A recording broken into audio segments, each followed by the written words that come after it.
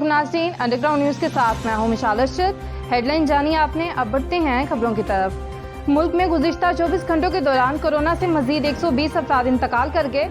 मजीद 4109 मरीज रिपोर्ट। गुज़िश्ता रोज 48,103 टेस्ट किए गए। मुस्बत केसेस की शरह 8.54% रही। सुबह पंजाब में आज सुबह से 16 मई तक लॉकडाउन नाफिज कर दिया गया। सुबह बलोचिस्तान और सुबह खैबर पख्तूनख्वा में भी पाबंदियां। सुबह सिंध के सिवा मुल्क भर में 16 मई तक बाजार बंद। सिंध में आज भी बाजार खुले रहेंगे। सिंध में शहरों और सूबों के दरमियान चलने वाली पब्लिक ट्रांसपोर्ट पर पाबंदी लगा दी गई।